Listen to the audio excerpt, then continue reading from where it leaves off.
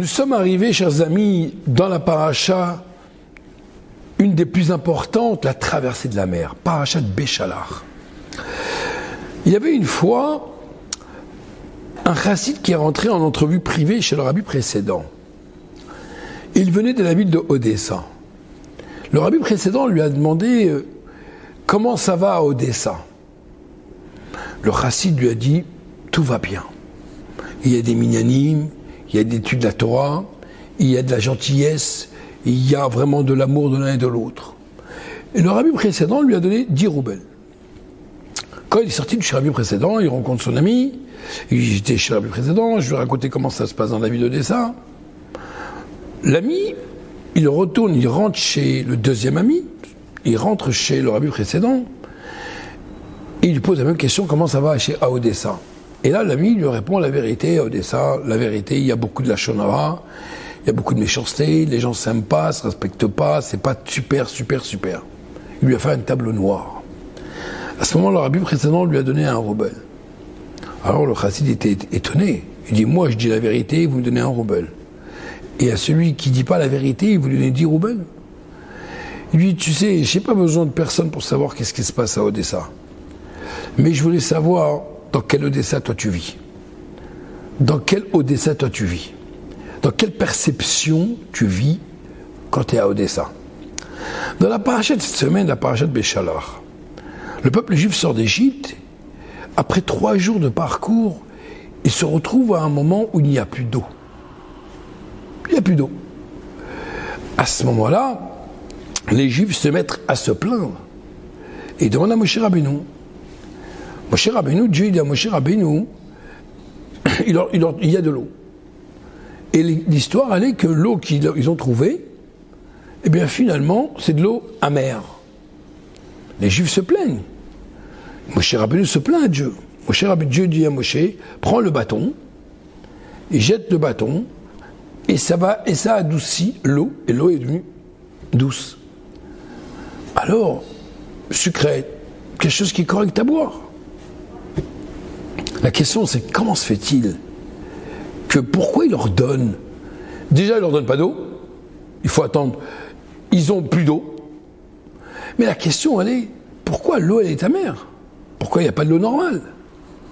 En vérité, le Maggid de Mizrich dit qui marim marim. Qui marim maim. L'eau était amère. Le Maggid de Mizrich dit que, en vérité, ce n'est pas l'eau qui était amère, mais c'est les Juifs qui étaient amers.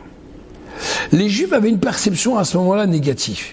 Et donc, en vérité, ce n'est pas que l'eau. L'eau, en vérité, elle était douce d'office. L'eau, elle était bonne. Mais le comportement et la vision des Juifs à ce moment-là n'étaient pas bonnes. Et leur vision des choses ont entraîné que l'eau n'était pas douce. Cela veut dire qu'en vérité, notre vision des choses entraîne finalement la situation dans laquelle on se trouve. Lorsque quelqu'un il est positif, on lui renvoie du positif. Mais lorsque quelqu'un il est amer, angoissé, etc., il va se retrouver en face des moments un peu difficiles. C'est la raison pour laquelle c'est très très important. Tout est dans une question de vision. Maintenant, nous sommes à quelques heures maintenant de Tou Bishvat, et nous savons très bien que la Torah donne des éloges sur les fruits de la terre d'Israël. Et elle commence par le blé, chita. Nous savons très bien que la Gemara a dit que lorsqu'on prend ce blé, la graine, on la met dans la terre, avant qu'elle pousse, il faut qu'elle pourrisse. Pourquoi? A priori, quand cette petite graine qui pourrit, c'est contraire au fleurissement, c'est contraire du meilleur. Mais en vérité, c'est une question qu'il faut savoir, qu'il ne faut pas regarder ça comme quelque chose qui est négatif. La Torah dit la première des choses qu'un juif doit avoir, c'est l'abnégation. C'est le bitoul, la soumission à Dieu. Comme la graine qui rentre dans la terre, qui se pourrit, et après elle fleurit, et après elle grandit. Et dans ces cas-là, c'est le même point. Il ne faut pas voir que lorsque Dieu a mis les Juifs dans une situation où il n'y avait pas d'eau, c'est aussi un test, finalement, quelle est la réaction du peuple juif. Il ne faut pas oublier que Dieu a traversé la mer, a fait traverser la mer, a ouvert la mer pour le peuple juif. Il ne faut pas oublier que Dieu a fait plus de 10 plaies sur les Égyptiens devant leurs yeux. Et avec ça, on est toujours en train de se poser la question, et comment, et pourquoi et comment. Eh bien, en réalité, Dieu nous pousse finalement à avoir une autre perception de la vie.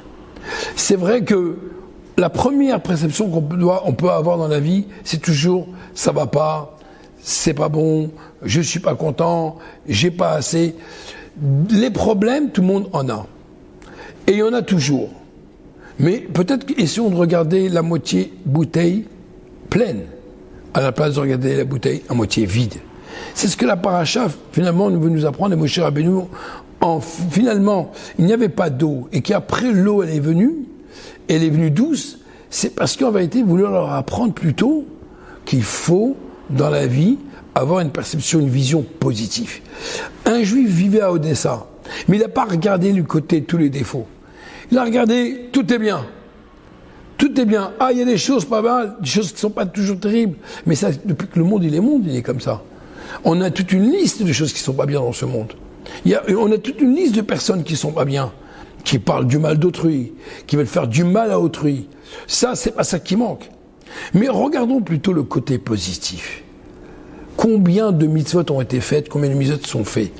Sinon, dans ces cas-là, on serait en train d'être assis, en train de se leurrer, de pleurer, de se plaindre toute la journée. Et il ne faut pas se laisser avoir. Et il faut plutôt regarder, avoir une vision positive dans la vie, car le positif amène le positif. Et lorsqu'on a un côté Aïn Tova, un bon œil, Hachem Aïn Tova Mevorar. L'œil, quand on a un bon œil, quand on a une perception positive dans la vie, Akadosh Baruch Hu nous envoie également des choses positives. C'est un test de la vie de tous les jours dès qu'on se réveille le matin, de bonne humeur, comme on dit, de bonne humeur. Et lorsqu'on se lève de bonne humeur, on fait un effort de se lever de bonne humeur, la journée est beaucoup meilleure que si quelqu'un se lève du pied gauche. Ça sera beaucoup plus difficile de passer une journée correcte. Et c'est ça l'idée du fameux juif qui est entré chez le rabbi précédent. Comment c'était Odessa et comment c'était pas Odessa.